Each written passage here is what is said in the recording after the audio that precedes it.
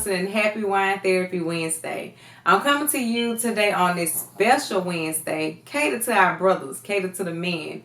I just want the men out there to know, since you've been asking so much for this segment of wine therapy, that mental health is very important to our men as well. Like, we want you to have a safe space. We want you to be able to understand that therapy is important not only for women but for men as well. And therapy for men and women can be done in so many different ways. You find a professional, seek a professional, talk to them about it, but also look at a therapeutic stance as far as riding a bike, going to the gym, doing these certain things that kind of let you have that outlet to process whatever's going on. Think about your life. Think about the challenges that you as a man face every day. Women, we can't understand a man fully, but men understand men. So having this platform today and having this show, which is the Gentleman's Lounge. It's the Gentleman's Lounge. It's called a mental check-in. We want our brothers to start checking in with each other, checking in on your mental health, checking in about, how you doing, how you feeling. The same way I say all the time, the first thing and the only thing you could possibly do that's bigger than anything is ask, how are you?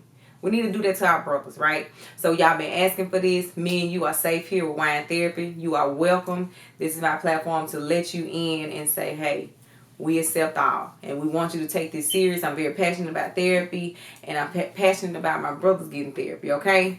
Men, you are the highest when it comes to suicidal rates. I specialize in suicide, so I'm definitely here to cater to you all as well as my ladies, okay? So I hope y'all enjoy. Here it is. You've been asking for it. It is season 1, episode 9, The Gentleman's Lounge, mental check-in. All right. Hope to see y'all soon. All right. Thank you, Dr. Marissa Johnson, for that lovely introduction. We really appreciate your platform. Shout out to Wine Therapy. Shout out to LB Johnson's Therapeutics. We really appreciate this time and this platform to have these conversations that a lot of people have been asking you about, and some that we have already been having on our own. This is not scripted. This is Men of Legacy, for one night only, all around the world right now. Everybody's able to see us together. This is the organization, just a little bit about who we are. It was an organization that was created back in 2000. Y'all had to help me with that. 2012, 2013. And it started off as an initiative, and it actually started with all of these guys that are on here. It started with these guys. It was 6 guys or 7 that started. And I think we, with the exception of a couple that's not here right now, but we appreciate the love and respect. But Men of Legacy was a organization that was founded on Lincoln University of Missouri's campus. And we've continued our relationship over the years. We haven't all been in one room together except for my birthday recently, where not all of us was still there, but majority of us was. And every time we're together, it's a good time. But we wanted to get all the men together and just get different perspectives on mental health and therapy. The first thing first, before we move forward anywhere, I need to know, we don't have a wine of the day today because, not everybody drinks wine. Not a lot of men are in it, but I did. Marissa wanted every man to pretty much pull out your favorite cigar, pull out your whiskey. So I want to know what you sipping on. So we're gonna start with you, Kyler. What you got over there? What you sipping on? What you smoking on, man? I'm sipping on a little Douce right now, and I ain't got it lit, but I'm smoking me a Cuba. All right, London. What you got over there, man? You look like you outside, man. So I know you got a nice cigar. Yeah. So I got me some Tribunal red wine. I only drink wine on the weekdays. Okay, so you got smoking a CL. Nice smooth smoke. Out here like LeBron, I only drink wine on the weekdays. Orion, you got anything over there? I'm just sipping some slight red wine on a Monday evening. So, it's actually simple. Pretty cool. It's pretty cool, to see a couple men drinking wine, because it is a thing that, a lot of men don't drink wine. That's why she opened it pretty much to see what you guys wanted to do. Who else got wine? Anybody got wine? Anybody else? What you sipping on, Cisco? Terrence Brown? Well, I'm sipping on a Jeff City finest, good old St. James Red Velvet. And then as a chaser, you know, I have a chaser. That's a slight bit of Douce. Okay, slight. I don't I know. can't show you my cup because you know I just moved. I don't know So I nobody. can't- I don't know nobody that chases wine with Douce. With Douce? I only chase alcohol with alcohol. Is this It's gonna be a wild night for you, boy. is this not a weekend? Marcel, what you Chance, you got work tomorrow? Like, dang. Right. Marcel, what you sipping on? 8 a.m. every day. Now I got that Macallan 12. It's one of my favorite Scotch whiskeys. So that's what I'm sipping on. All right. Occasionally, I may switch to the Woodford as well too. Occasionally, as in today, occasionally, or you just. Hey man, is this an advertising or what? You know what I'm supposed to say? Hey, he putting the whole bottle in there. Hey, They paired them, man. Then I got my Jack Daniels in the back, so I may just go back and forth with those three.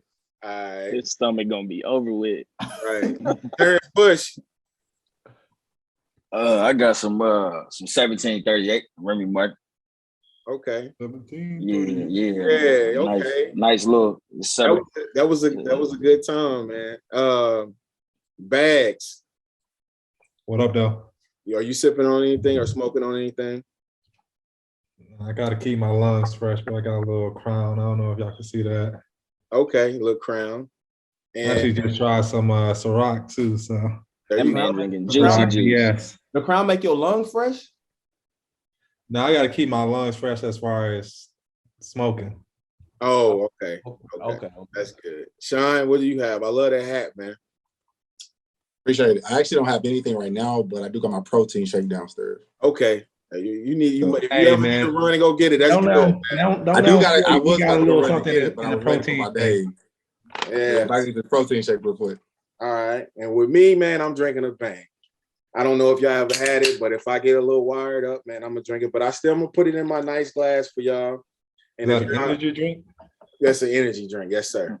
Yes, sir.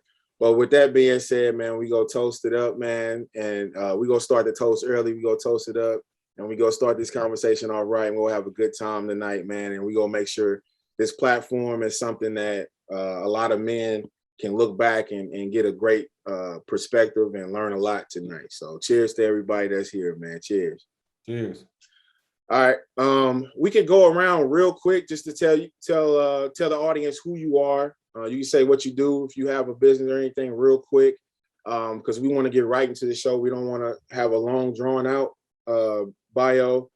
But definitely tell the audience who you are. We go start with Kyler. What's going on, everybody? I'm Kyler Hayes. I'm from Rockford, Illinois. I currently am a marketing coordinator, so I did just recently get a promotion again within the first 6 months at my job. So I am a marketing coordinator for a housing agency at the moment. Congrats, man. Congrats. I appreciate it. Love it. Holloway. What's going on, everybody? It's Corian checking in live from St. Louis, Missouri, even though I just relocated to Houston, Texas.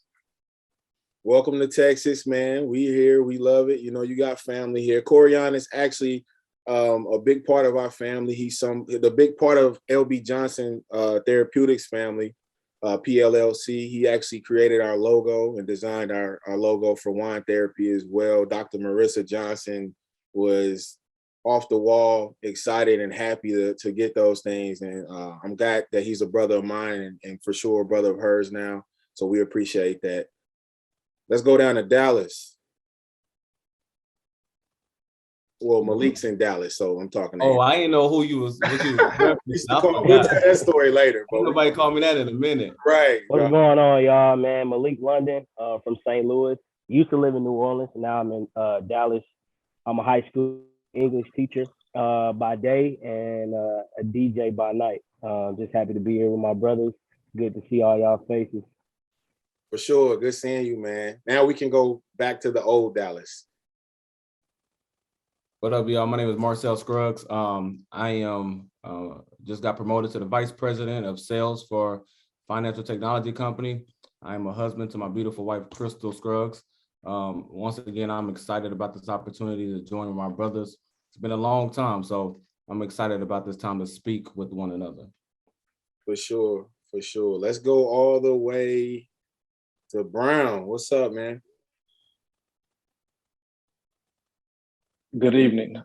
My name is Terrence L. Brown II. I am from St. Louis, Missouri.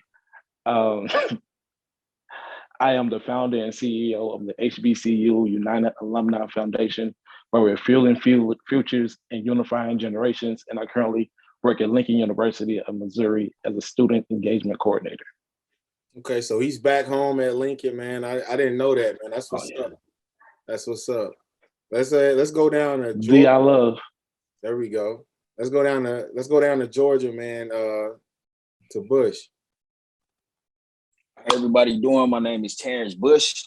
I'm a serial entrepreneur. I'm an investor, and I'm just happy to see everybody. I'm grateful to be here. It's been a long time, so I'm grateful for this. This a great thing. For sure, man. It's good to see you. All right. It looks like somebody's in San Francisco. We'll go to him. No, I'm actually in Georgia. In Georgia, but he got the Golden Gate Prince on his background. Go ahead, man. It is what it is. But no, my name's Matt. Yeah, Steve, I've been rocking together for a while, so it's cool to be on the show. Thank you, Dr. Marissa Johnson, for providing the platform. If you go on my Instagram, KYDFOBI, you can kind of see some of the work that I'm doing, working in technology. That's what's up. That's what's up, man. Let's go to KC Mo. You still in KC, right? Yes, sir. Still in KC. Living here currently in management and sales from East St. Louis. And yeah, blessing to be on this call with you boys. Good, man. We gonna dive right in, man. We got a great topic for you guys. Really, it's not even a topic. It's a simple check-in. All of us, again, we've known each other for a little bit over 10 years. And sometimes as people, man, not even just men, but we always forget to check in. Specifically with men, we don't check in a whole lot because there's a stigma that you can say that men are tough. We don't need a whole lot. We move on our own time pace, man. But I really want to check in with everybody real quick and go around the board, man. And I just want to check in and get your little feedback on a scale of 1 to 5, 5 being the highest and 1 being the lowest. Where are you mentally, right? So we're going to talk a little bit on that scale. Let's just check in, how do you rate yourself, mentally and where you are. I think we've went around the room and kind of seen where everybody is career-wise. Everybody looks happy and well, but where are we mentally? Let's start with you, Marcel. You said 10 been the highest? 5. We can do 1 to 10. Let's do 1 to 10. Oh, no, we can do 1. Let's do 10. That's fine. All right, y'all repping the Bay pretty hard out there. Yeah, for sure. It just depends, man. I think mine would be around a 7 right now. Mm-hmm. If you want me to elaborate, I think, especially, family is good, but I think just with the new promotion and things of that nature, trying to balance family and work, that aspect of it has become, overwhelming in a sense.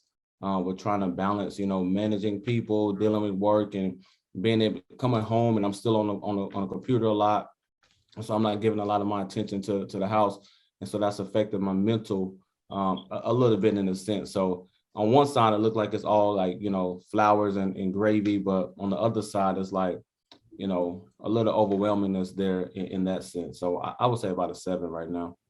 Yeah, that's deep. Kyla, can you relate? I know you just started a new job. Do you understand that? And also what is your rating? It's actually crazy because I was just gonna say I can elaborate on that in terms of where I'm at mentally. I would say roughly around like a 6 or 7. Not only starting a new job, but being recently engaged this year too. As now I start to, process the whole wedding planning, and then I know, a couple brothers on here can relate in terms of like their women's fathers not being here, of course they passed away. So then now I'm dealing with that emotional effect on my fiance, as well as trying to replace somebody or be that figure that he once was. So mentally, I always stay positive, but I know I can be better and do a lot more than what I am now, just to relieve some of that pressure off me as well. That's tough, but I know you just got engaged. I know Corian, you've been married for a few months now. Has that taken a toll or anything mentally for you? I know the move is there. Where do you think you are mentally right now as far as your check-in? Man, you know what? I always try to answer those questions as honestly as I possibly can. But the truth of the matter is, if you ever ask me that question, I'm always going to give you, whether it's on a scale of 1 to 5 or a scale of 1 to 10, I'm going to always give you a 5 or a 10. I'm always going to give you 10 out of 10 because I'm just happy to be here. I don't have a lot to complain about, even on my bad days, because of the fact that I got a great support system. I got good brothers, you can look around the Zoom. Get it? Look around the Zoom. Never mind, forget it. I get it. No, but seriously, man, I got a great support system. I am blessed financially. I'm glad to have a job. I'm glad to have stable income, man. I'm glad to be in good health. And I got a great wife, I guess I've been going back to all Kanye's relationship songs for like the past 3 weeks. I don't know why, don't ask me. But I went back to Bound to Falling in Love, today, and he was just talking about one good girl is worth 1,000 of them. And that's like where I am in life right now. Because no matter how bad it is, man, and this is not disrespectful to anybody else or anybody in my life, but I don't need nobody besides my wife. I really feel like that right now. I feel like everybody else is an add-on. I feel like everybody else I have is a bonus. It's a plus. I love everybody. I'm talking about even my parents. So y'all don't take it to heart. But I don't feel like I need nobody but my wife, my family, my household. And I'm blessed. So I'm always gonna give you a 10 out of 10. I'm gonna give you a 5 out of 5 because on my bad days, I'm still able to make it through to another day to have an opportunity at a good day. So that's a great way to look at it, man. We go actually come back to that conversation a little bit, in regards to having your lady on your side and a great support system and that how that affects us as men. Malik, what about you, man? I know you down in Dallas. You actually made a move within this year to go to Dallas, correct? It's going on 2 years now. 2.5. So I moved down here 3 days before everything got shut down for COVID. So that had to be okay. That was March. a year then, a year, yeah. Yeah, my mental health probably like a 6 or a 7. I'm still trying to battle this work-life balance, being a school teacher, especially during the pandemic and then post-pandemic when everything is starting to open back up. We still juggling a lot of work, man. A lot of people don't realize teachers go through way more than just grading papers and lesson planning. And there's so much stuff that go behind the scenes. And then, from being a DJ in college to DJing on the busiest street of New Orleans, and then coming out here 3 days before the pandemic hit. And that's something that I'm passionate about, just that and entertainment. I wasn't able to network like I could or like I should have. And then now just getting everything back up and running. I would say my I guess my level is getting back high now, like as far as happiness, mental health, and physical health too as well. My physical health declined during that time period. So, but I would say a 7. You know what I'm saying? But I'm just happy to be alive, man. Happy that I have a job, a girl. You know what I'm saying? A household, roof on my head, whatever. So yeah. Okay, Sean, what about you, man? I know you in KC. You're a manager. Go ahead. Actually, I didn't even get to say my name. First off, my name's Sean Cortez Johnson Jr. Did I skip you? No, you didn't, but I didn't get to say my name. And I was like, dang. But right now, I'll actually have to rate myself at about a 9. With everything going on, I'm doing stuff that I love, modeling within the management. I'm actually within the next year looking at a career change, getting some certifications. So I'm like super excited. Like I'm at an all-time high because I feel like I have control over my own personal life, inside and out, allowing people in. Like I have had troubles with that before. So the more and more I have found that push to do so, the things I love, it just continues to build on to me on the scale. And right now, I just have to say I'm at about a 9. I was have to say at the beginning of the year, went through a real bad relationship, and I started seeing myself slip a lot, and I probably was at a 4. So for that to be where I'm at now, I'm like super excited. And you said that was at the beginning of the year, right? Yeah. Okay. You got the pandemic going on, work is changing. Like I said, I'm in sales. So, you start seeing stuff decline like crazy. And it's like, got to get control of this. Like, this is money I'm dealing with. So relationship, finance, all that stuff taking a toll on you. And I actually started reading a book recently called How Successful People Think. And just to help me get mentally prepared for next year as I venture off into doing other things and outside of sales and management, taking on some other ventures. And that 9 got you on a high, man, because you already talking about next year. Yeah. That's what's up. That's big. That's big. All right. Bush, what about you? I would honestly say I'm at about a 6, only because I'm at a place where I have to face my fears head on. I have to face my traumas head on because I have a 3-year-old son. I got a junior.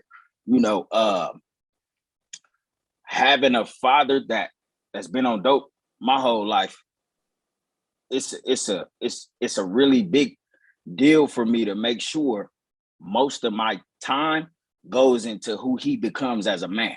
It's critical. I put a lot of pressure on myself. So I would say a 6 only because if I don't deal with my own pain, my own trauma, I can hinder him. So I would say about a 6 right now. Okay. All right. What about you, Bags? Yeah, for me, my mental health is kind of either, I've always been a person that's kind of all or nothing. So it's like on or off. So right now it's on, so I guess that would translate to a 10. Every day I kind of have, 3 goals. And that's to be, hit something, do something professionally, do something physically, athletically, and then do something like, towards my love life. And I think, those 3 areas are going good. I'm optimistic about them. So right now my mental health is on and, riding that good wave. That's what I'm talking about. What about you, Brown?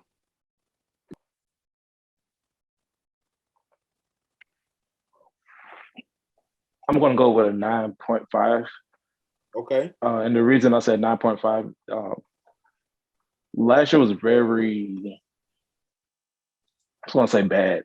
It was very ups and downs and lefts and rights and hit and down. One thing when I say I went for at the beginning of the pandemic, life is great. I was like, sure, I'm living my life. I'm working. I'm in school. I'm doing all of this stuff. All the stuff that I thought I was meant to do in life. So everything started. Then the pandemic happened. Then lost my job. Boom. Lost my house. Boom. Lost this. Boom. Unemployment was gone for 6 months. Boom. Moved to St. Louis. Boom. Left a relationship. Boom. Moved to St. Louis. Lost my car. I was like, what the hell is happening? Hell is not a cuss word. And I'm like, all of these things are happening. And I remember one thing I said. I was like, if I lose my car, I'm gonna lose my mind. And God was like, that's how you feel? He was like, bet. He was like, car, gone, snatched. And I'm sitting there like, well, what I'm doing now, like, I can't lose my mind. Like, I know I have a destiny. I know I have a purpose. And it was like, all right. Then when I really focused on me leaving Baltimore, I realized I left a wilderness. I left a place of, when I say when it was the wilderness, and God whooped me for all of the stuff I've done in my life up to that point, moving there, getting out of that situation and moving forward in life. It's like, yeah, I should be at a 10, but then sometimes working here at Lincoln and living in Jefferson City, old Terrence sneak up and he like to hit people with his words. And I had to realize like, that's not what I need to do. And so I'm definitely gonna say that plays a part of me saying not a 10, but a 9.5. Okay. And myself personally, I'd say about an 8. A lot of that has to do with just position. One thing I always do, typically I do it on Facebook. I believe I got it from a podcast. I know everybody probably watching. I Am Athlete, and they do this a lot. We always did it personally, but they did it on a higher platform, and they talked a little bit about checking in career-wise, mental-wise, and personal life. And all those things are connected, but one of the most important part is the mental aspect of it, because we don't tend to rate those things to see where we are, but we hear everybody's differences. I mean, it's kind of open floor right now, but everybody's scale is kind of different. So what do y'all think?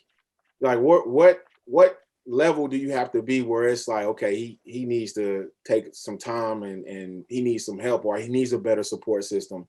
Because I hear the 7s, I hear the 6s, I hear a couple 9s and things like that, and none of us are well, a couple people said they felt like they were at 10s or they at 10s, but how can we all get to 10s? And where do you guys think is that level where it's like, us as brothers need to come around this person and show that support and encourage this person, because we don't do that enough already. But what number or what level do y'all feel is like man, that's a tough level, and everybody's scale different. So what do you guys think? Go ahead, Corey. I'm gonna say a 9. If it's a 9, and it's something that we can support or tweak, offer advice to, to have our brothers performing at their best, get them up to a 10. So he's saying like right out. Anybody else feel like that? I mean, he's saying like right as soon as you are under a 10. I disagree personally. Yeah, I do too. I disagree with that as well. What do you think? I don't think you can really put a number on it, because Matt said earlier he's either on or off. So if you're on or off, in my opinion, you can't really put no number on it. I think it goes based off the threshold that person has. So like whatever makes a situation overwhelming for you. So for me, it goes to like, you can't just say, hey, what's your number? It's just, you got to kind of ask me, hey, whenever something becomes so overwhelming for you to where you feel like you have more on you than you can bear, as brothers, I would appreciate if you just reach out to me and let me know, So I think the answer to my question, or to your question, would just be whatever is overwhelming, whatever I feel like that I can't handle, and I just need to vent and talk to someone, that whether that's a 4, 5, 6, and I told you my number was about a 7 or 8.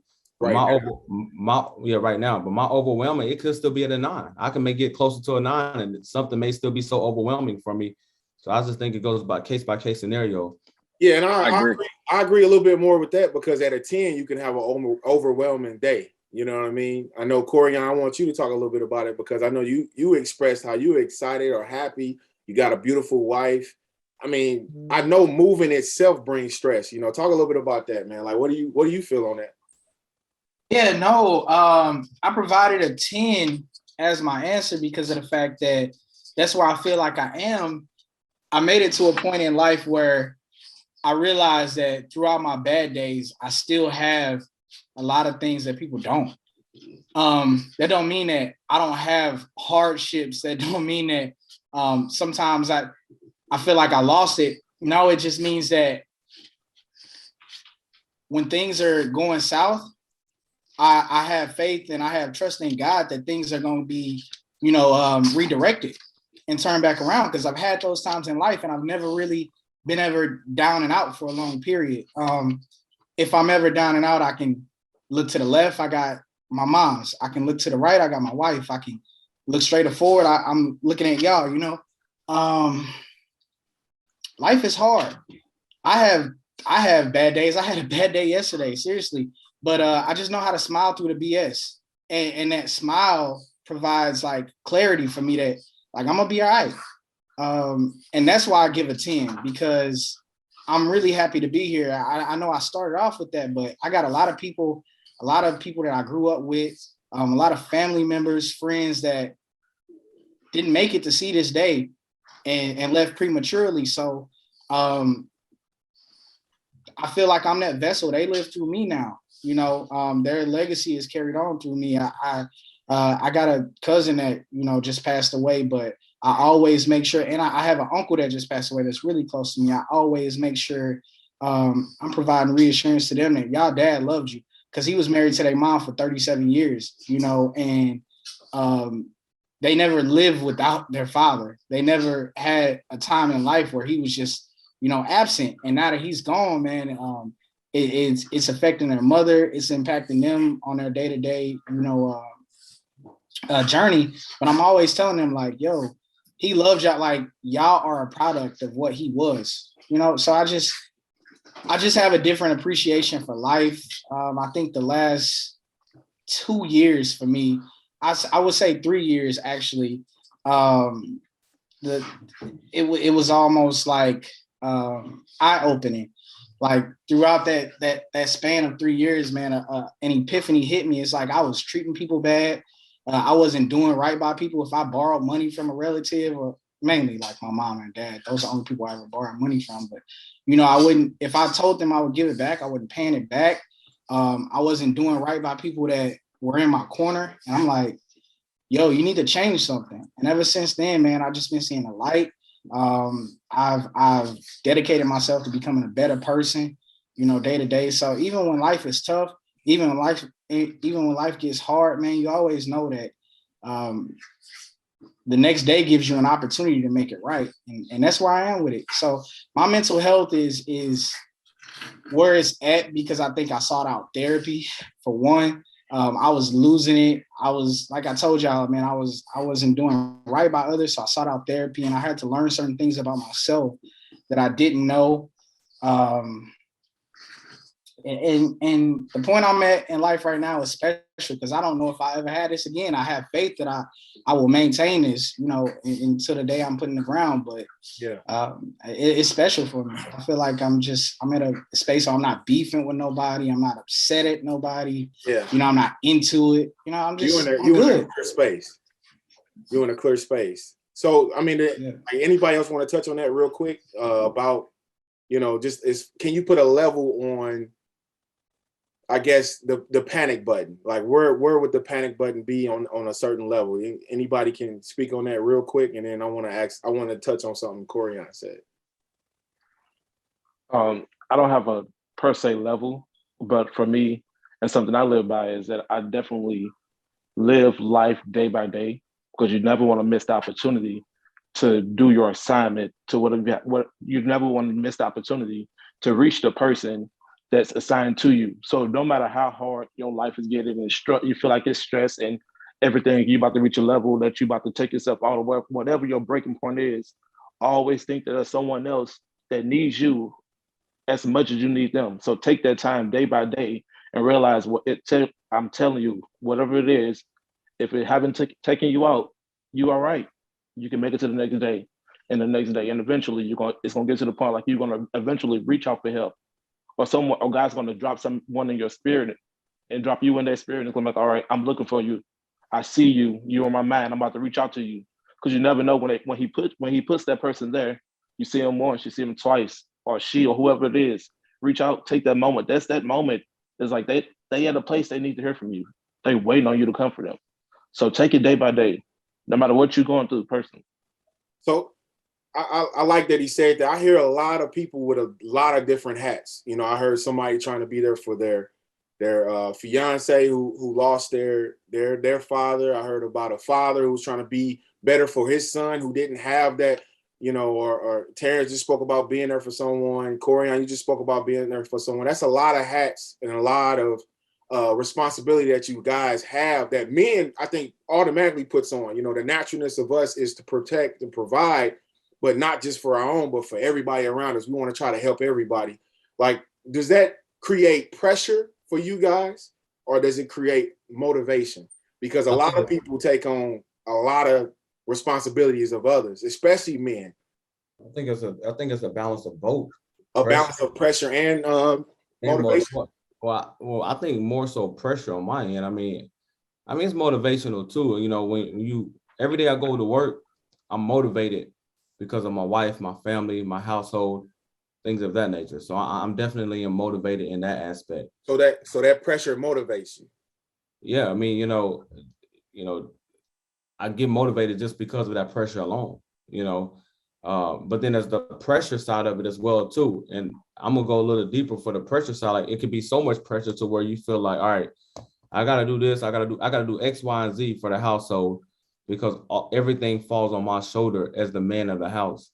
But then sometimes you so focused on everything else to where you just forget to really focus on yourself as the man. And then that's where the overwhelming parts come in at. Yeah, that's why God put those trials and tribulations in your life so you can meet and overcome all the obstacles that come in your path. And sometimes it's hard, man. You might lose sight, what I'm saying, of the main goal, and you get all these things, I almost cussed, all these things thrown at you, and you don't know how to balance it. My problem was I didn't know how to balance everything. You know what I'm saying? I'm a outgoing person. I like to go out, have fun. My girl don't like to do all that stuff. I had to find a balance through that. You know what I'm saying? Some weekends I have to stay home. But she still understand, like, with my lifestyle, like me DJing again, I'm gonna have to be out. You know what I'm saying? It's just trying to find balance. But even when you at a 10, God gonna throw you another curveball. So that's why honestly I feel like you ain't always gonna be on the 10. I don't even think you can be at a 10 all the time. You know what I'm saying? Because God gonna always throw one at you. That's just my perspective on it. But no, that's real. Man, it's just when he throw it at you, you gotta be able to face it head on. And sometimes I used to run away from, what I'm saying, facing what he's giving me. And just trying to balance family and friendships. Like it was a point in time where when I moved, I wasn't talking to my mom and daddy every day. I wasn't talking to my friends every day. You know what I'm saying? I was just in my own little world. And sometimes I had realized like I can't be doing that. You know what I mean? It's people that can give me advice on certain things that I used to talk to on a daily basis. Mom, dad, friends, you know what I'm saying? So yeah, God gonna throw you a curveball. So I feel like sometimes even when you at a 10, gonna throw one right at you, what you gonna do? Hey, but I'm not trying to speak on behalf of Corian. I think more so for him, he was just like, for most people, like he was basically saying like my life may be at a 2, but mentally it's always gonna be at a 10 because I'm thinking positive about it. No matter if I'm at a 2, 3, 4, 5, mentally I'm always be at a 10. Yeah, right. And like, I'm sorry to interrupt. We got the World Series going right now. Like I'll use the baseball analogy just because you said curveball. And I'm secure enough in where I'm at in life to know that like when God throw me a curveball, he gave me the bat. And he gave me the skills. Like that's just my mentality right now. Like seriously, like that's how I feel about life and what it is, man. It's a beautiful thing. And like I always like, I don't know if every time I talk to one of y'all, like I'm positive. Like right now, like most recently when you probably chatted with me, I might have been tired as hell, but I just got a positive outlook and I'm speaking positivity into the world just because it's enough of that going on. Like we can make a change by just having a smile on your face. Like I used to always get told by my gym coach in high school that not my gym coach, but my football coach in high school, he used to always say it requires less muscle action to smile than it does to frown and scrunch your face up. And I take that and apply that to how I live and move on a day to day. I mean, God gonna throw you a curveball, like you said, Malik. God gonna always throw you curveballs, and that's life, man. And a part of being a man, I speak specifically to the men right now. A part of being a man is figuring this all out as you go, because you don't know it all, man. It's so much I can speak on, but I'll give it back to you, Marcel. So can I say one thing, Steve? Can I say something? One thing and I'm done. Hey, I like when both of y'all said Malik and Corian, like when God does hand you a curveball, regardless of your mental or whatever, many times as a man or even as a person, like he throws you, and it goes back to what you said, Corian, and I'm learning from you as you speak. When God throws you a situation, it's because he's want to see how you're going to respond to the situation with your attitude. We know that you're going to, the trajectory of that situation is going to happen on its own, but how you respond. If he throws you a curveball, you lose your car, boom. Lord, I'm still thankful that I'm still here. You lose your house, Lord, I'm still thankful that I'm still here. And then if you have that mentality, that 10 mentality, like I'm just thankful that my life is better than what it could have been, should have been, and what it ought to have been, then I think like that changes everything. God is like, all right, you're ready to be blessed because you could have looked at this situation far more worse than what it should have been. Instead, you looked at it in a better situation mentally. Yeah. And Corian, you are like, honestly, like that's the type, as we talking about mental health, like my oldest brother is a mental health coach as well. So I get a lot of these conversations from him. And one thing I always do bring up is Corian. Not to take away from anybody else, but Corian has always been like a positive person. Like he's never, try to bring anything down. He's always looking at the next step. So I want to commend you on that, because he's actually one of the people who motivated me to start counseling. Because one thing that we look at is as African American males is we overlook going to therapy, going to counseling, and talking to other people about our feelings. And then with Marcel, when you talk about like that, that pressure and motivation portion, and I know Bush can probably feel me on this. With me having a 3-year-old daughter, I have this certain image or a certain person that I try to be, so there's that pressure of me being the best version of me. And then there's also that motivation on, I know she's going to be taken care of because of who I am. So that's kind of where I go back and forth is I have that, certain image or certain person that I'm really working towards and trying to be for not only my daughter, but for my fiance as well. And for myself is because I focus on other people so much. I never took the time to focus on myself and what I really needed, because I was actually at a breaking point that many people don't know. I was at a breaking point to where it was some negative thoughts, in my head. And this was more so of being in college, being in my last year, facing 2 major injuries that I still fought back from. But now I know that, I have to speak up on it and talk to somebody about that in order to move forward and being who I'm trying to be. So can I piggyback on that? Can I say something? Oh, let's go with Bush. Oh, I was just gonna say, I just want to piggyback on that because sometimes you can get so caught up in, like, I want to piggyback on what Kyler kind of said. You get caught up in knowing that you have people that look to you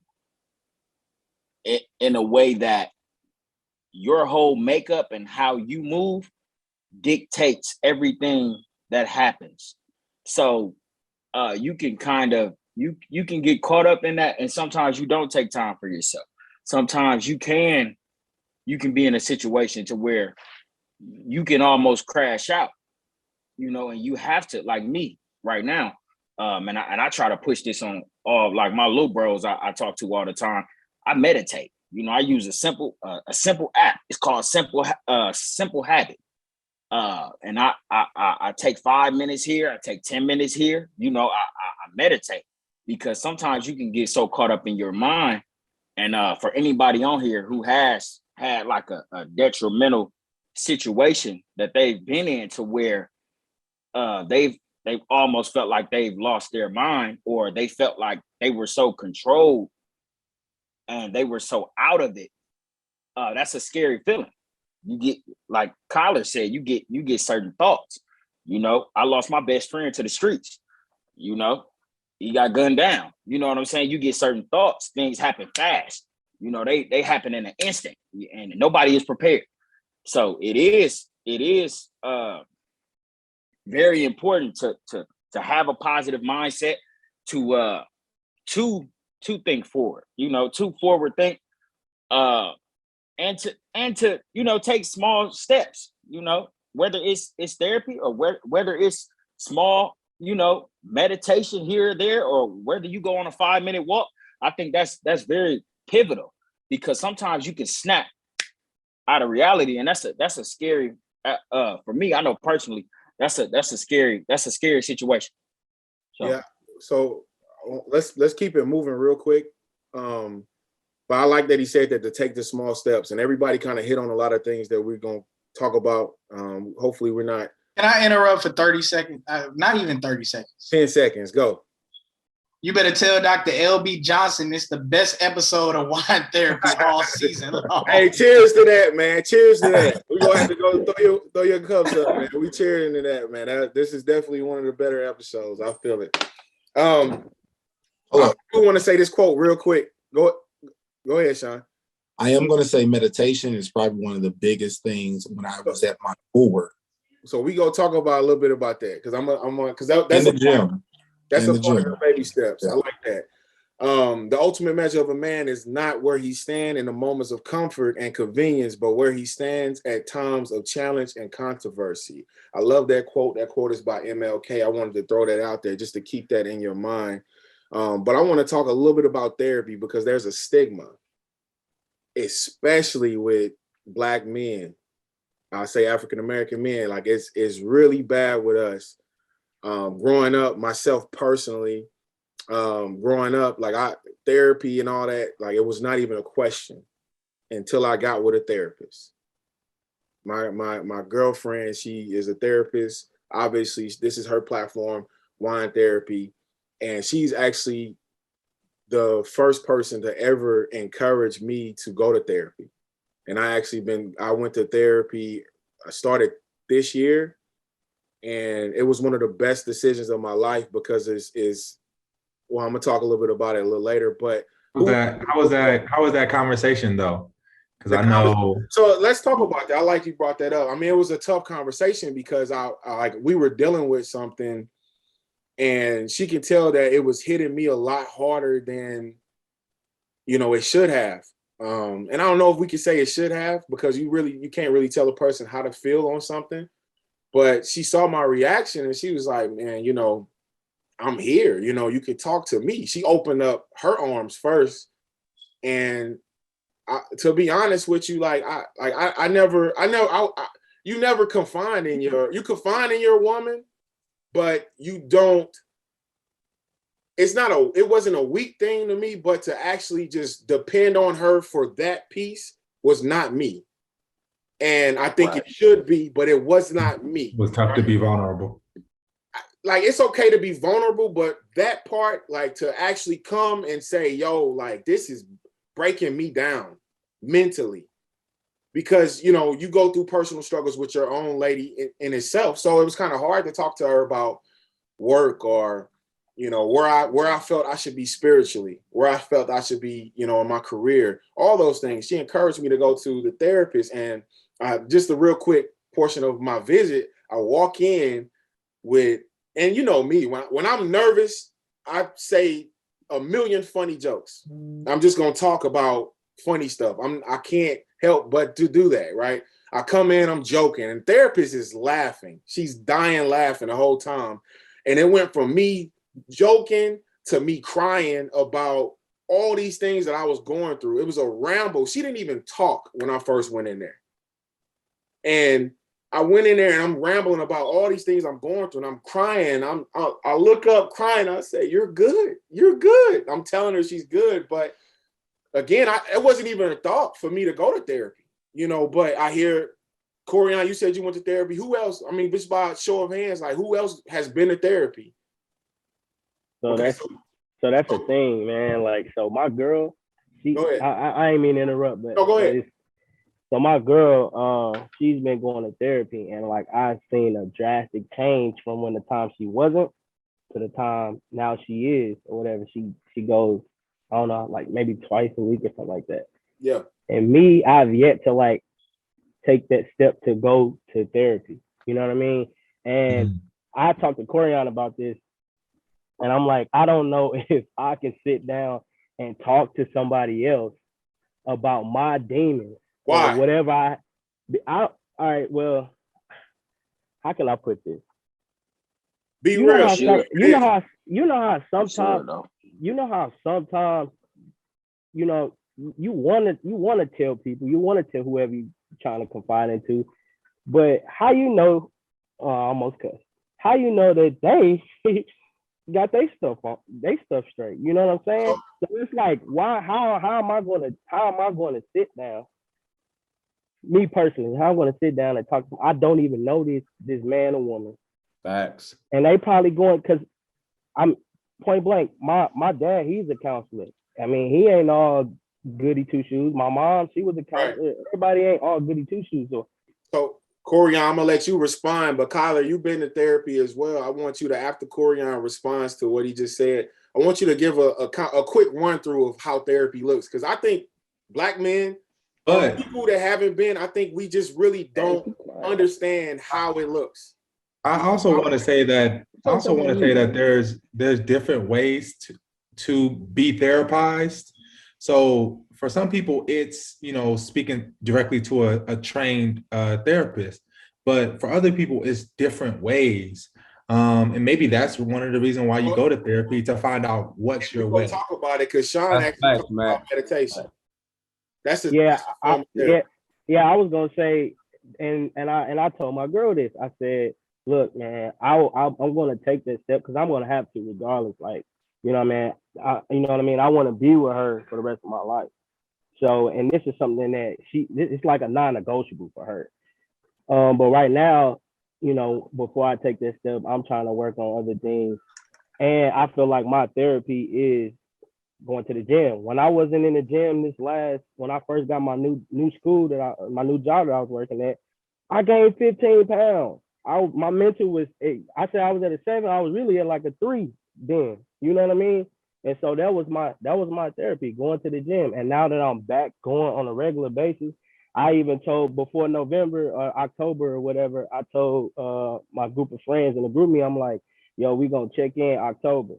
We all checking in October. We used to do this a long time ago, but you know, people go through, you know, things in their life, so they not always in the group chat or, you know, talking or whatnot. But I felt like, you know, me coming back and being more vocal with my brothers and doing things that we like to do, that's going to help me get my level back up to a 10. You know what I'm saying? But me personally, right now at this moment, I feel like I can't talk to another person that I don't know, but I know I'm going to have to face that. Like, that's an obstacle. I know I'm going to have to face that. Yeah, I didn't get that check-in. I didn't get that check-in, Malik, so I kind of feel offended right now.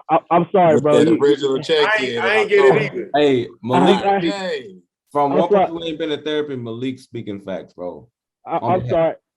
Can I go ahead and respond to this? Go ahead, and then I want on behalf of men who haven't been speaking facts. Let's go ahead. Go ahead.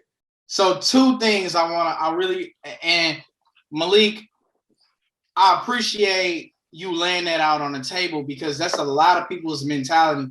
That's a lot of people's outlook on it, right? You're not going to therapy for the therapist. You're going to therapy for you. One.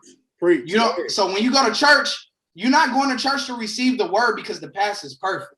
You're not going to church to receive the word because the pastor ain't been through nothing, because he don't got whatever he's got going on in his life. That word goes from God through him to you. Yeah. I'm looking so I'm looking at therapy through that same lens, right?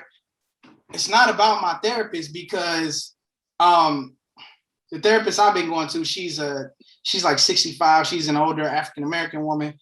So she can identify with a lot of what I go through in life. But I know she's got whatever going on. That's life. You know what I'm saying? That too. That's one, and I'm gonna come back to it. Point number 2 is, you said the gym is your therapy. And for somebody who is actively in the gym is therapeutic, not my therapy. So like, because when I'm in the gym, yes, it's therapeutic in the sense, like, you know, you get a lot of your energy, you exert that in the gym, and you pushing out a lot of heavy weight, or you're running and you running off all your energy, you tiring yourself out. And that provides satisfaction because it's taking your mind away from what's going on. But we don't need to take our mind away from what we've been through. We need to address that head on. When I go to the gym, it takes my mind away from everything I've been through. But I go to therapy, I'm not unpacking that in the gym. I'm unpacking it, I'm letting it out. Yeah. And you learning things, bro. You learning things about yourself. You're learning things about what you've been through. And you saying, dang, this is what contributed to shaping me into who I am right now. I love that. So like, so those are, Go ahead. I got a question for you real quick. Because you mentioned the church. I got a question for you, Corian, because you mentioned the church and things. So, for me, I've been heavily involved in church, speak to my pastor all the time. And I'm asking because, you got the background of going to therapist and speaking to a therapist. So what's the difference between someone like me who's involved in church week after week, Sunday after Sunday, and even speaking to my pastor on occasion about, my issues, X, Y, and Z, versus going to a therapist? Like, what's the difference between those two paradigms? Are you saying a difference between a therapist and a pastor? Or the difference between like me going to speak to the difference between going to speak to my pastor versus the difference between y'all going to speak to a therapist. Colleague, And I'm asking if you want me to answer it, yeah, anybody. I can. So I'll go based off like me recently. I'm a person that I vent a little bit to like any of my brothers, like, but it's a certain, I feel like when it's somebody that knows you, you have kind of like this, you feel like they're going to be biased to whatever you're saying. I feel like when you're stating stuff and venting to somebody that doesn't know you at all, you're going to get the realest answers, or the kind of like the realest advice, in my opinion, because I feel like that's been my toughest thing is I can't vent how I want to the people that I know that's closest to me, that love me the most, because they're not gonna keep it as real as I want them to with me, So when I decided to take that step going to therapy, the thing for me was I'm not gonna lie, my first session I was super nervous, I was sweating, headaches, like I didn't know how to go about this because I've never talked to a complete stranger about any of my feelings or what I've been through. I've never told anybody my story. You know what I'm saying? And, even as y'all as my brothers, you don't know everything, the full 100% me. You don't know exactly what I've been through. So when I went to that therapy session, mind you, I'm not a person that shows emotion. I don't cry in front of people. When I say I broke down within like the first 10 minutes, just because it wasn't what I told her. It was the fact that I had everything just lifted off of me. And I was just like, oh my God, I've been holding that in for Lord knows how long. And I didn't get judged based off any of my decisions, bro. So that's where I feel like it's the difference between somebody that you know that you're venting to and somebody that you don't know, because it's going to be that piece of judgment that person that knows you is going to have on you regardless. Right. So I'm going to ask a question like real quick, Marcel, and I want to touch base with him real quick, because for me, that's mentally, Malik, that's where I was, similar to what you said and what Marcel asked is like, I don't need to go to a therapist. I got a pastor, or, this person ain't perfect. I was caught in between that. And, I don't want everybody to think when you go to a therapist, you go cry, because myself or Kyler cried. I don't know if Corey had that experience or not, but it's really the release of, what you're saying or what you're talking. But what helped me get through it. What's up, little lady? Oh, you let the lady in the gentleman's lounge. Get out of here. Man, she forced it, man. Right. Daddy's girl, man. What helped me, Malik, and then Marcel, you can speak, and then we go talk about something else real quick. But what helped me is just, I had to realize, like, this person, even if they did judge you, they have no reason to judge you. And that's why I want to touch what Kyler said. It's like, they have literally, I don't know this person. I don't have to see this person.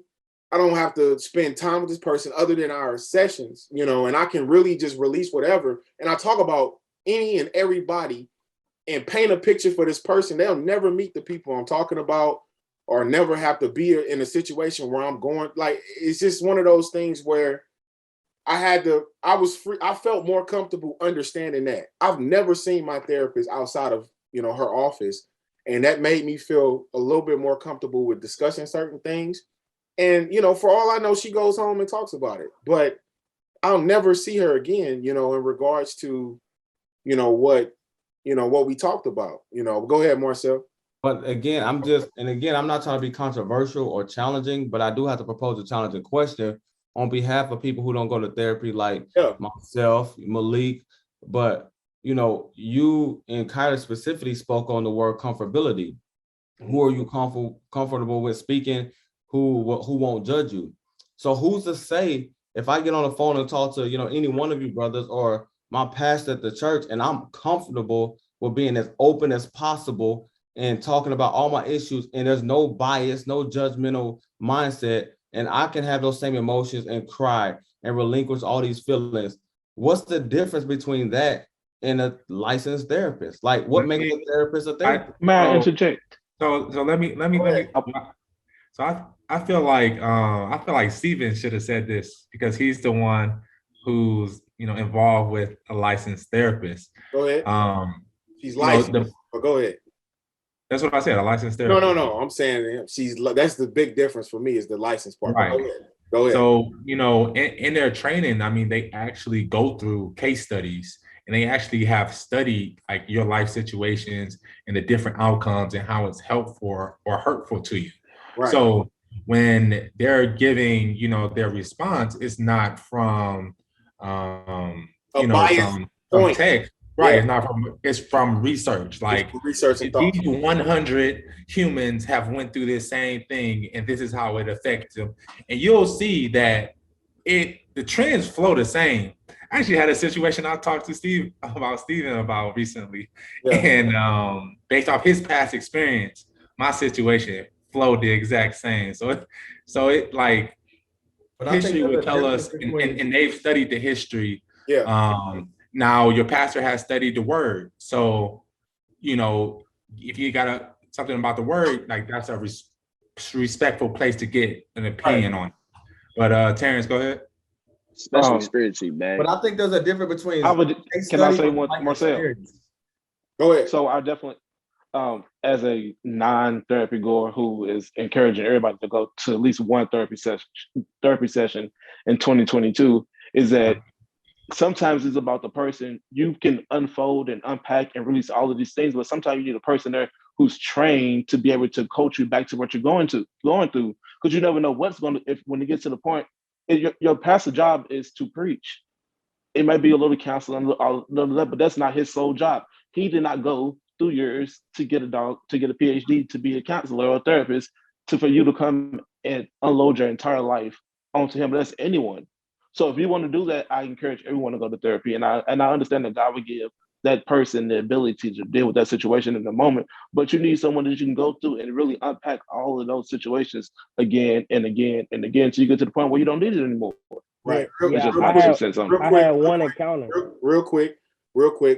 And I'm glad Bag said it. I'm glad Terrence said it a little bit. There's a big difference.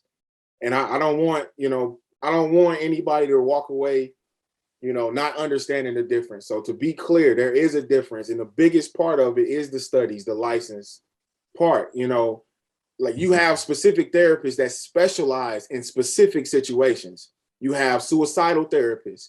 You have teens therapists. You have, you know, I might be using the incorrect words and I hate it. And I'm going to have my therapist, my lady, Dr. Marissa Johnson, give us even more. But you have specifics that specialize in specific situations. So you don't just go to any therapist a lot of the times. And it's okay to rely on pastors, but there's a stigma of not going to therapy, keeping it in the family, or going to your pastor about the situation who is not trained in that area, but he's going on spirituality, which is good, right? But he hasn't the full, not all pastors have the full capacity of what therapists would have. They want you, like it's important to go to somebody who actually specializes in what you're thinking. You have specially therapists for suicide thoughts, you know, for adolescents, you know, homelessness, all those things that a lot of people may deal with. You can go to a therapist and speak to specifically. With a pastor, he has a full variety of, he's talking to you based off his experience. And I can speak on that personally because I'm, you know, a minister. But a lot of my conversations with people that want to talk and want some spiritual guidance, it has to do with my experience and what I've learned based on the word of God and what I've learned from my bishop. Go ahead, Malik. Yeah, I was just gonna say, man, I had one encounter and I I wasn't feeling it. But What, a therapist? yeah, Okay. yeah. But growing up as a Muslim and we study Dianetics, and that's basically getting cleared through the Church of Scientology. I was basically telling my girl, like, I would probably rather do that than actually go to just a regular therapist, because of the science that I've read and through the Church of Scientology, and how I know other people who has gone through it and has been cleared, and they don't have that pain that they have held on to. I was just telling my girl that I probably would rather do that, but the thing about that is it costs money. So that's the thing. It's way more expensive to get cleared through the Church of Scientology than to going through a regular counselor.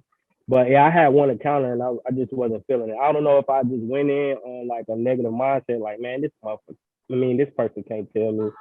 Excuse me, this person can't tell me. But yeah. To keep it running, because we don't want to over talk or continue. I think this is a good point. We're gonna try to slow it down a little bit, the conversation with this point here, and we definitely gonna have a part 2, because I hope you guys enjoyed it so far. But just question for you guys, that the non-therapy goers, the therapy goers, how can we break that stigma? Me personally, I feel like that it's important to go. I think it's important to talk, to speak, even if you don't go to a therapist. If you are comfortable, Marcel, to talk to your pastor or talk to somebody, your brothers, whoever, and you feel like that's therapeutic enough for you not to go to therapy, that's 100% fine, as long as we can keep you mentally at a high level where you're safe. We're gonna let Bush start us off, and then we'll go to John. No, go ahead. No, Bush, you first. Okay, cool. I just want to say something. Coming up, where it was a church on every corner. Yeah. And you got these kids, they getting killed around the block. You got friends getting killed around the block. You got people, you know what I'm saying, moving around, and they can't bottle emotions. You got rapists running around the corner, and everybody laughing about it. You got people, coming from some of the environments that some of us come from. We grow up quick. People grow up really fast. So the thought of going to therapy or being able to release I feel like it's detrimental. You know what I'm saying? And it's not to discredit a pastor. It's not to discredit a minister. But I feel like it's already a lot of weight that a pastor carries. It's a lot of weight that a minister carries. There has to be something broken. There are critical things that have to be broken down into sections. So I feel like you come up in these environments and around people that grow up so fast in our community. We don't speak on therapy at all. Toughen up. I was about to curse. Toughen up. Tighten up. You know what I'm saying? Be strong all the time. You know what I'm saying? It's especially as men. Especially as men. You know what I'm saying? Like tighten up. Like, be tough. Like, and to piggyback off what he's saying, like, yeah, that's the crazy thing. It's like, we talk about mental health now, and we 30 or close to 30. Yeah. And like we can like have this discussion, you know what I'm saying, like in this like fantasy world, but it's literally people out there who it's not even a concept, you know what I'm saying? Like they still in survival mode. Like when we grew up, we was in survival mode. You know what I'm saying? So it wasn't no, oh, go have a nice talk with this person. It was like you had to put up your dukes. You know what I'm saying? Like it was survival. So so I think that's an interesting point, that a lot of us come in from a point of war, and now we got PTSD or whatever it is, and I don't even know what to say after that. Sean, I So get, right. I get it, So hold bro. That's on. my Let point. me say something, bro. Let's Sean was trying to speak earlier. Go That's ahead, my Sean. point. Then we go to Kyler, and then Marcel, you can speak, and we go have to wrap it up a little bit. But go ahead, Sean. Yeah, so I was just speaking on the part that had been mentioned earlier was in regards to meditation. That was one of the ways one way that I was introduced to try to help me grow in these situations that we're talking about. In regards to, just the scale of how do you get yourself to a 10. But therapy has also come up as well. But I've shared something with all you brothers, and we had the group FaceTime and everything like that. That was in regards to steps that I was taking personally to help outside of therapy to help myself get to a 10, right?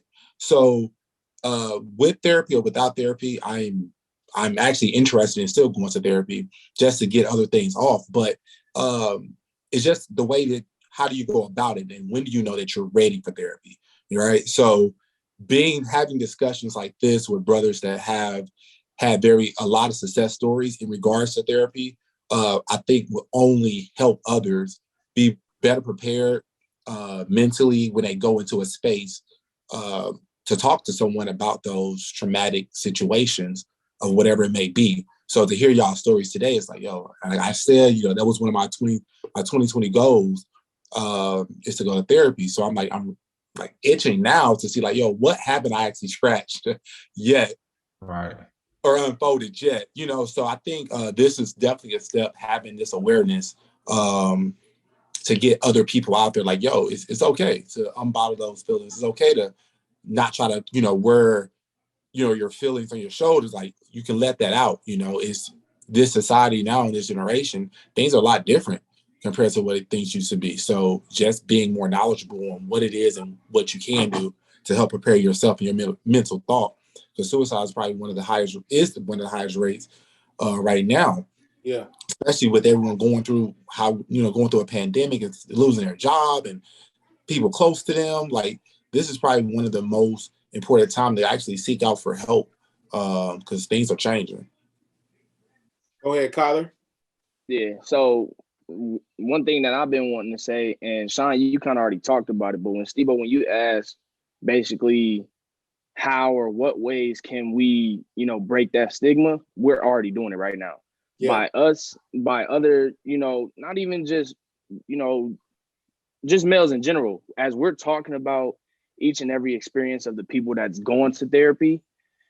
If you look at it, it's enlightening everybody to want and do that. You know what I mean? So it's like the more that this type of conversation and topics are talked about, is the more it's going to affect the next person. Like, okay, like this brother just did that. I got a similar story to what he's been through. Let me do it. So we're already breaking the stigma by, 9 of us on here right now talking about whether we went to therapy, whether we haven't went to therapy, but what stories and what, things have we went through that may be similar to other people. And I feel like that's huge because this doesn't get talked about enough. We're looked at as males have to be these strong, non-emotional individuals. And we're taught at growing up to not show our emotions is not cry. And that's how I grew up. But we're breaking the stigma right now by having these conversations and showcasing this to other people. Yeah, because we're all coming from different areas. Science makes you better. Yeah, I appreciate that, man. That's big. And I do want to point out, man, Dr. Marissa Johnson, man, she is extremely passionate about mental health. Some of you might not know the full story, but she had, she lost a couple family members to mental health, and it's a battle, in itself, but it's important that we do break the stigma, have these conversations. This may not be therapy, but this is therapeutic, for us to all have these conversations and sit down and actually talk. Before Can I say something real quick? 1 second before we end, okay. And we can start with you, Terrence. Before we end, we just go have final thoughts, just for everybody to kind of vocalize, just a few words to encourage other brothers, whether it be African American men or men just in general, to be encouraged to go to therapy or just starting, if someone's just started therapy or is thinking about therapy like Malik, I want to hear just final thoughts real quick around the room, not too long, but just talk about, what can we say to encourage the next brother to be encouraged to go to therapy or to take that first step. And Sean, when you get to yours, can you talk about your steps that you took? For sure. We'll go talk about those baby steps. We're going to start with Bush. I just want to say real quick, at the height of my life, and I hope this helps like the younger generation. I talk to my little bros about this all the time. At the height of my life, and I ain't never even shared this public, but at the height of my life, my dad called me. I was 22 years old. I finally opened the gate for him to communicate with me because I was so hardened up. And when I did, he called me as if I was his plug. I crashed out. I was found laying in an IHOP. I was at the height of my life, grades, whatever, everything. I was at the peak of my life. I was found laying in an IHOP because I couldn't control my emotions. I was drunk. I was passed out. So to this younger generation, it's okay to release cry. It's okay to speak up. It's okay to not feel like you are weak. You don't have to listen to the people around you. A lot of people want to see you fall. You could be at the peak and life will break you and will try to break you. And it's important to find deep within yourself. I woke up, it was ambulance and cops all around. You know what I'm saying? And I'm wondering how I got there. I got so drunk, I thought about suicide and that's a scary process that you go through. Like it's not something that, is it's something that's hard to explain. So I want to encourage people that do watch this, know that you are stronger than the things that try to break you because you are, and things will come up, but you got to dig deep within yourself and you can fight through that. There we go. I love that, bro. Kyler, go ahead. Oh no, it's I was just saying I love that everything that Bush said. I mean, really, it just comes down to, not don't have so much pride in trying to hold everything in. It's okay to express yourself. It's okay to talk to somebody about it, because you don't want to result into, what Bush said he had those deep and dark thoughts of, because not many know I had those same thoughts before, at a point in my life. So don't be afraid to just express yourself and be who you are and who you want to become in the future. That's my biggest piece of advice. There we go. Marcel? Yeah, just to reiterate what everyone was saying. Well, first and foremost, let me say this. My thoughts and my comments on, the difference between pastor and a therapist was, I just wanted to, put a question out there because I know there's a lot of people who not necessarily speak to their pastor, but they may speak to their wives or their moms or their spouse or their family members or whatever the case is. So I just thought it was important for us to really differentiate and identify basically the differences between a therapist and a licensed therapist and someone else outside of that realm. So that's first thing first. Secondly, one of the things that, I'm an advocate now. Well, I've been an advocate. I think, Corian, he's definitely influenced me on that behalf. Then seeing Kyler go, I've been talking to Steve-O and his girlfriend. So those have definitely been influence upon my life to, start seeking therapy as well. But I'm just, I'm really heavy faith-based, So one of my favorite scriptures is seek ye first the kingdom of God. My second one is trust in the Lord with all your heart, lean not unto your own understanding, and all your ways acknowledge him, and he shall direct your path. And I know there's a real difference. We talk about mental health, between the Christian base and then also just going to therapy as well. But, on a day-to-day basis, I try to just keep my mind focused on the blessings that God's given me. Going back to what Corian said at the very, very beginning, just focus on the positives and focus on God himself and what all he brought me. And then lastly, the pride situation. Kyler spoke about pride. I think as black men, that pride is a sapsucker, man. That pride. Pride is basically you're on your path for destruction. And so I think as black men, once we relinquish the characteristics or the traits of having pride, I think that's when we're taking the right steps. I know for me, I'm 28 years old. I got married 2 years ago. And one of the biggest things was like everything has to be on my shoulders. I have to basically be the foundation of this household.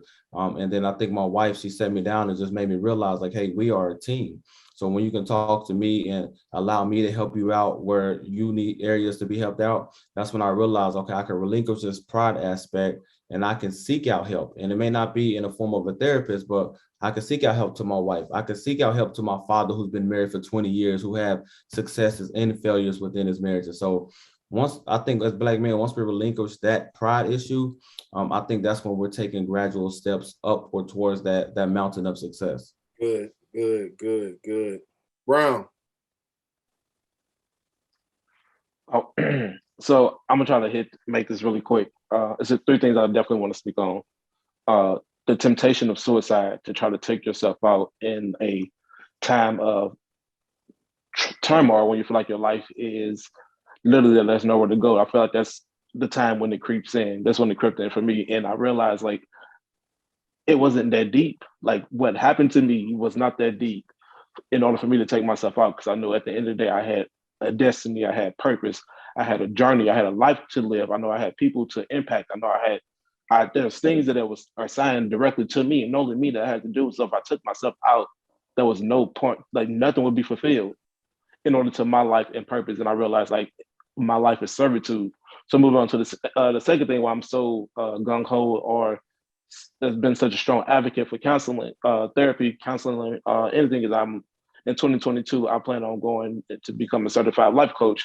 And for me, I want to make sure I have my stuff together before I go out into the field and actually be like, all right, this is what I'm doing with my life. I want to be able to look inward and be like, all right, I have checked all of my demons, everything that I feel that was hindering me. So now I can freely help you, and not help you because I know I still want to deal with that piece of me that I haven't dealt with. And then thirdly, I want to say that therapy is expensive. There's a stigma that is therapy is not expensive.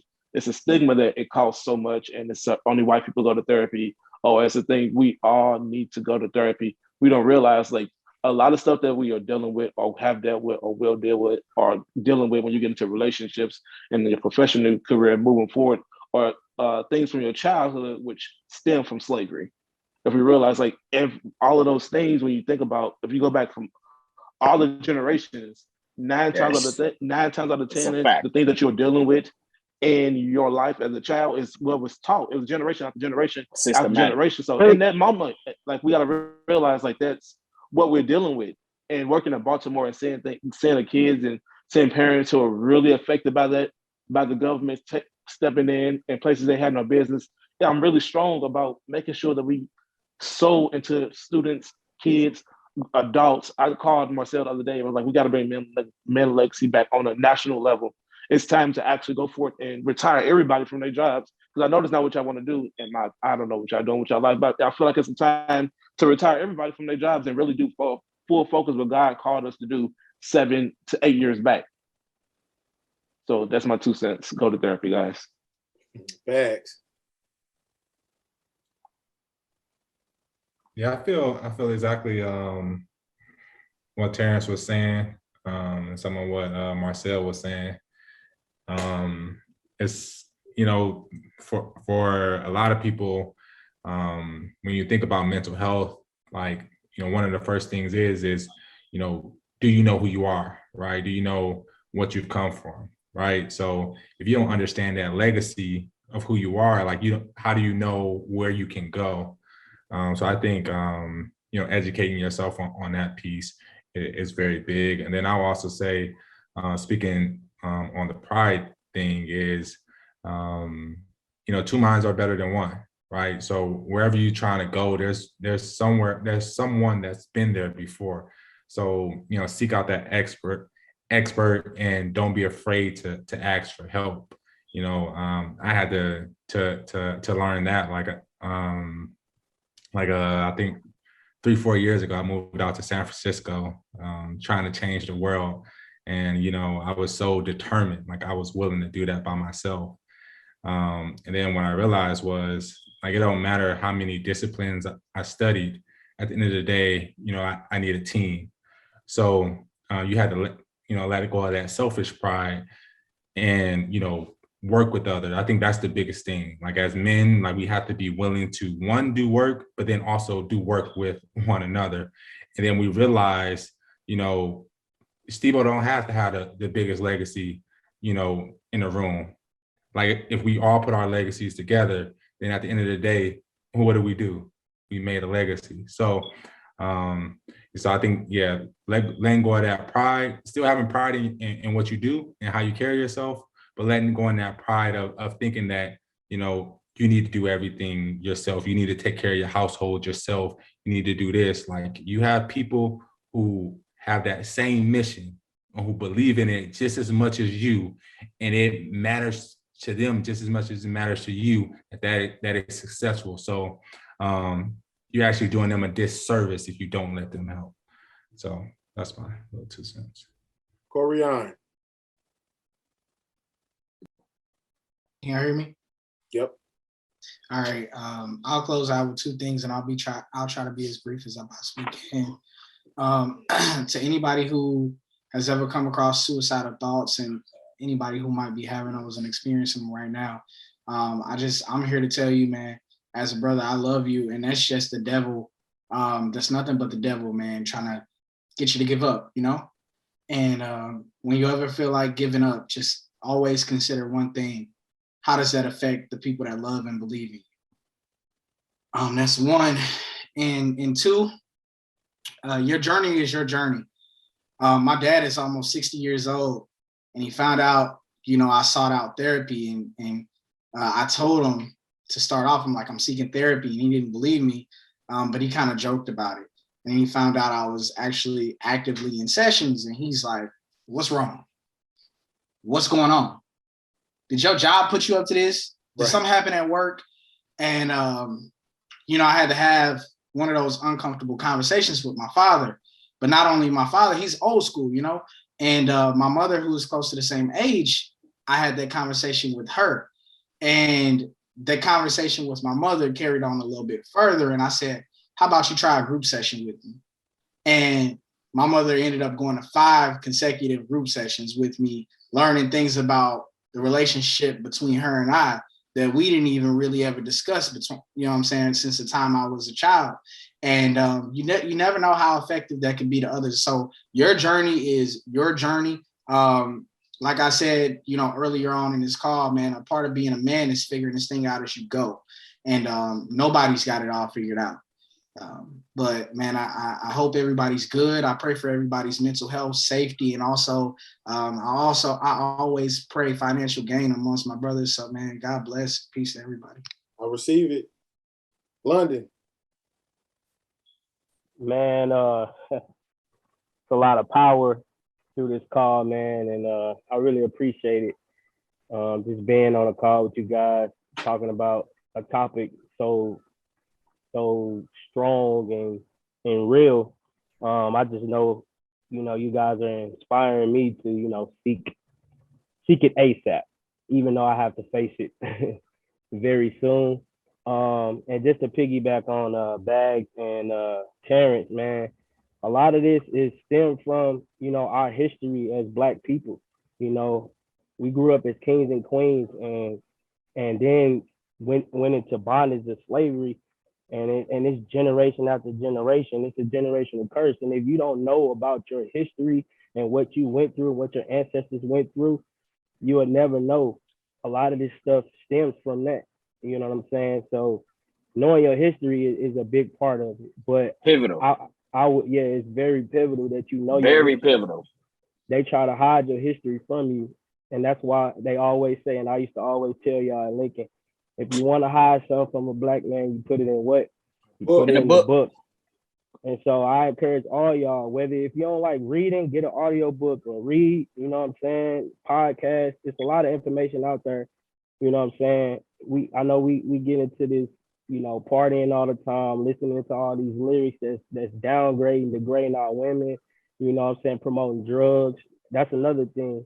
Also, man, and I'm speaking for myself too. We got to get back into the spirituality of, you know, seeking out God. I come from a God fearing household, and I saw myself declining when I went to school. When I went to Lincoln, saw myself declining. I was going through ups and downs, you know, trying to get back into my spirituality, and I'm still doing that. But you know, it's taking time for me to get back 100%, and you know, I'm making excuses, but I have to do what I got to do to make it happen. But I'm gonna keep it short, man. I appreciate, you know, this call with you guys, man. This excuse me, this is really, you know, inspiring, and I'm looking forward to actually sitting down with somebody and talking to them, and releasing all this stuff that I have built inside of me. So I had a bet that would be Malik that did that. But go ahead, Sean, if you can wrap up real quick, briefly, a couple. Yeah, mine's real brief. Matthew Bags, you asked me how did I start taking those steps. I'm gonna keep it like this. You only get one life, but you wake up every day to a new one. You got a shot each and every time. You just have to stay on that motivation to make sure that you are there. And how do you get there? You know, but just know you wake up each day and you have a shot at it again, and a shot at it again, and a shot at it again. And hey, I just knew that for me personally, I wanted to make sure I lived my best life in regards to how I got there. And that's how I did it. Good. Man, I appreciate you guys again for jumping on this call. We went way over time. It's even longer than the ladies episode, I'm sure. Hopefully she don't kill me, but the authenticity was there. The realness was there. I really want to put it up, you know, the full length video. Hopefully I can, I'll figure that out, because it's definitely some jewels that was dropped. There was nothing that I want to take out, you know, and it's I really appreciate you guys. We appreciate Dr. Marissa Johnson and LB Johnson Therapeutics PLLC. Man, we really appreciate you for giving us this platform and allowing us to take over wine therapy just for this evening in the Gentleman's Lounge. It was definitely worth it. Definitely, you know, we definitely want to pass this on to all the men in our lives, you know, that we know, our followers, our friends. You know, we want to like and share. Make sure everyone subscribe to LB Johnson Therapeutics PLLC on YouTube. Make sure you follow Dr. Marissa Johnson on Instagram, and Dr. Marissa Johnson on Facebook as well. Just making sure that you guys are staying on top of it. She gives tips and daily words of motivation daily, every day. And, you know, it's words of affirmation are really important for men, and just words in general, you know, to encourage us. What I would like to end with is a definition of a man is undefined, but a man is consistent in finding ways to be better. I am a man, therefore I am king. That's one of the quotes that I came up with during my tenure as Mr. Lincoln. And it really spoke to the definition of a man, which is undefined. You know, I think a lot of men, if you heard some of the conversations, some of the pressures we face are added. You know, some of the things that we put on ourselves, we put the responsibility on ourselves, whether it's as a father, a friend, or a minister, a brother, whatever it is, we put a lot of pressure on ourselves. Some of us use it as motivation. But one thing I had to learn was to chase progression, not perfection. And that's the most difficult part about being a man is, you know, we look to prevent things, we look to change things, but the most important thing is to make sure we are focused on the progression. You know, the definition of a man is undefined, you know, but he's consistent in finding ways to be better. So every day I'm finding another way to be better.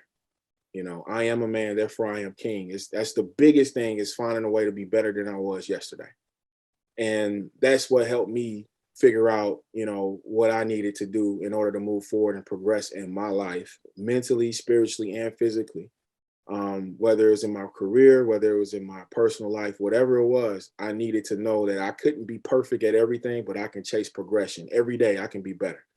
So we want to end with those encouraging words, and make sure you guys subscribe to LB Johnson Therapeutics. We really appreciate this time. I absolutely love my time with my brothers, and Terrence is right, man. Mental legacy is definitely one of those things for the world. We always knew that. And whenever you guys are ready to talk about that and be serious about it, we go do it. You know, I think we just all on different times. But I'm ready. we can all sit down and really figure that out. It's a need. It's an essential need at this moment in the world. Pardon me, sorry to interrupt, but looking at these young men, and I said this to Marcel too, that people say there's no good man left in the world. There's no one taking the time to help them develop these teenagers, young adults into great men. So if we take the time and to sow and to help them develop like people did for us, paying it forward, there will be good men in the world to come. Right. And they hear that is the help. Right. And if you think about it, you know, that's how this initiative was started, you know, was because it was a need, you know, and we can continue that need. But again, I appreciate everybody jumping on. We appreciate this time again. Put your glasses up, man. We go cheers and toast to the end, man. We appreciate you guys. Stay encouraged, stay motivated. I know it's always love, man. And we appreciate again wine therapy, man. Thank you.